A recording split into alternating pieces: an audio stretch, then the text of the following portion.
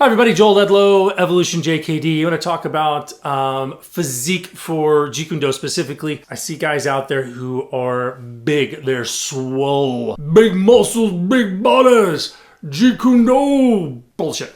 I personally don't think that you can do Jeet Kune Do to the higher levels. Everybody can get something from Jeet Kune Do. Everybody can get something from any martial art, I believe, if it's taught properly and you're doing the right way. That's me. I've trained with a lot of really great people and I see the benefit in all of the training, and I understand that if you're doing karate, like if it's done well, it's going to be a benefit for everybody.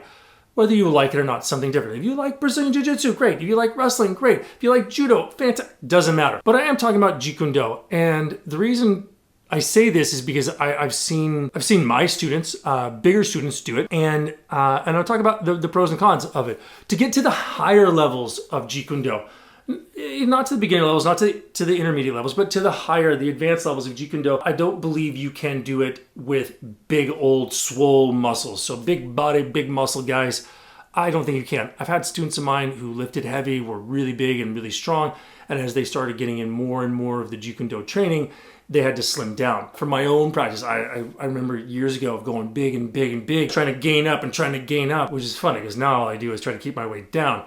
That's 49 for you, as opposed to 29. Coming into it, I don't think you can be great big muscly and reach the higher levels of Jeet Kune Do because, and this is for men, mostly for men, we're cavemen. We're in the me heavy stuff. I'm so strong. You know, even as little kids, my generation anyway. Hopefully it's changing for my kids' generation. Not so much. My son's still kind of that way. My daughter is too. So maybe there's some, I don't know if that's good or bad. But we have this caveman mentality. Me strong, me pick up stuff, and me bash, and yeah, we're not very smart with it. And it's something ingrained into us to be very primordial, and just we have to lug heavy stuff around for some reason. But Jeet Kune Do, that doesn't work. That mindset doesn't work. So if you're just into lifting heavy stuff, I'm going to go see how much I can put up on bench press, rack some more weights on the squat. It's probably not going to be there. I haven't done maxed out big and heavy for a long time. If you want to do that, hey, go for it. I'm not going to say don't do it. I'm just, as someone who's sort of walked the line, I have not seen anybody who's big or swole demonstrate the higher levels of Jeet Kune Do. My opinion. I haven't seen them reach my level for sure. Put that. I have seen smaller people move well. I've seen, I consider myself big. I'm on the high spectrum of big, 6'1", 195. I'm big in my mind. Can you be a little bit bigger? Yeah, but you better start working on some speed and agility. And you have to really work beyond that whole caveman mentality of trying to use brute strength. I've had some amazing female students train with me, and you know what? They don't have that mentality, or these didn't, and they were smaller and slighter, and instead of being stronger and trying to push and pull by brute strength, they were learning to take that energy from somebody else and use it and be more efficient with it. Instead of trying to push, I will give you enough to let you push, and then I'll take that energy. And then it becomes easy. All of your pushing and becomes mine. And that's what I had to battle through to find that higher level. That's what the energy drills are all about, is the sensitivity and awareness and how to manipulate another person. And I think women have done that better than men because they're not usually thinking with caveman mentality of using brute strength. Everything has just got to be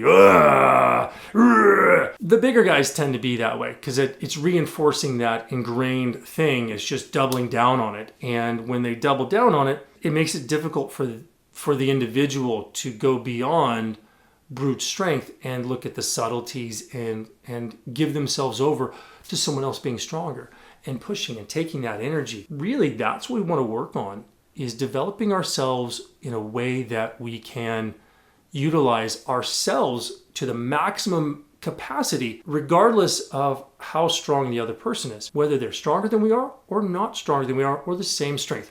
I want to maximize mine, and ultimately I want to be able to use my strength and their strength. So when you do that, it's not a my strength versus your strength. It's me trying to grab a hold of your strength and use it.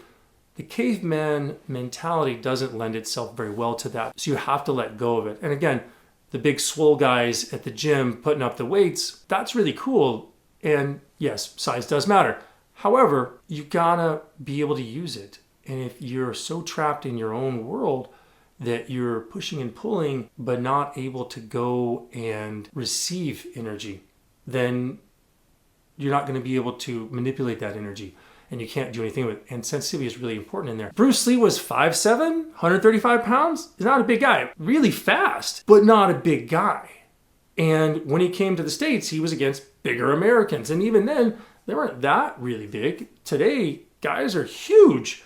And so I think some of these guys were not much bigger than me. And coming through there, I think if you lean down, it works better because you're seeking to go past and you do want to use fitness. And again, you can learn from Jeet Kune Do. The cultivation, the training methodology of Jeet Kune Do will help you as even if you're a big guy. Great point.